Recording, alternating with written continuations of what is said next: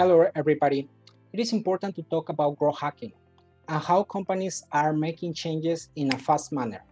One example is Walmart with the omni-channel strategy that they have, not just in communication, but even though we are talking about the patterns that they are providing solutions and products to their customers. Walmart is a very good example because they understand how to approach to the customers, no matter the way that they are making this kind of approach. And remember, Walmart, they have very important competitors, but at the end of the day, they didn't stop to grow.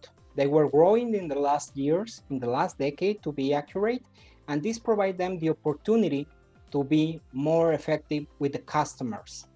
So how they did? Well, we have in India one company which is called Flipcart. This company provides the opportunity to Walmart to be closer to the customers. They purchased the company around 81% of it in 2018. So they have robots in e-commerce, for example, and other automation that gives them the opportunity to be more agile in the way that they making all the logistics about e-commerce. In the other hand, well, we have, for example, some patterns that were changed in the culture. As Kentucky Fried Chicken, KFC, they made in Japan, for example. They established in one way or another the Christmas celebration in Japan.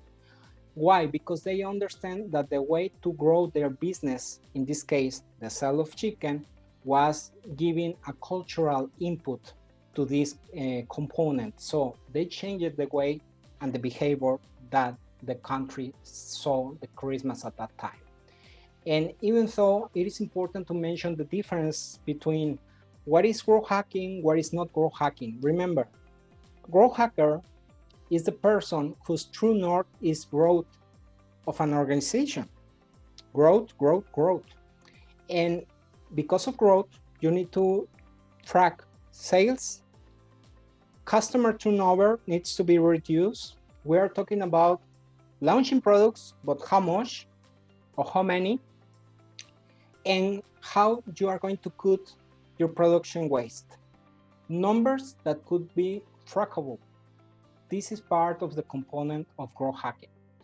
And remember, this is not linear. This is like a kind of matrix. And that's why it is important to consider the growth hacking funnel and how all the journey with the customer is happening. Even though we have the product market fit, which is a term that is developed by Mark Anderson, is how you will have the opportunity in a good market to have a product that could satisfy the needs of the customer.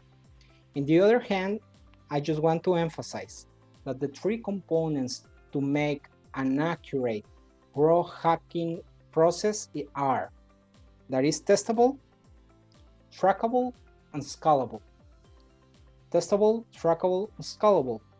Those three terms have a very important component in tracking, measurement, and how you make those changes accurate to an organization. So we have the minimum viable product, which means that you need to satisfy the minimum that the customer requires to be sure that any progress that you are going to present are in the way that the customer needs. Hotmail, for example, is a good example of growth hacking because they provided this kind of,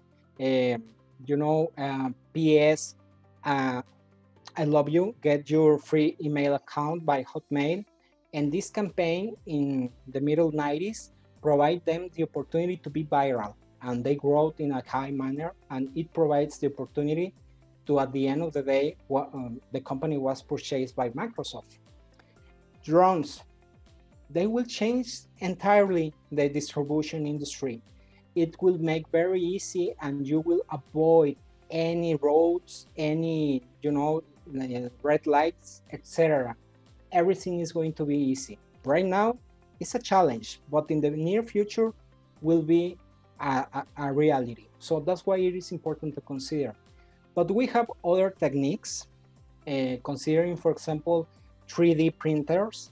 They will provide you the opportunity to diminish your stock, but also to be flexible in the measure to develop anything that you will need for specific purposes, even though we are talking about digital twins, which are very focused in the replica of physical entities. And for sure, this provides the elements, the dynamics of how the device operates. On the other hand, we have computer-generated imaginary, which are the computer graphics to develop characters, art, content, and other kind of designs that provides to the customer the opportunity, to see everything in different dimensions. On the other hand, mixed reality, which is composed by augmented reality and virtual reality. Those components are changing the way that we are doing business, considering real-time interaction, 3D space, sales projection, and at the end of the day, to make effective any growth hacking strategy or initiative, the state of the art of technology is most than required. So they are coming together, and that's why it is important to have in consideration. Thank you so much.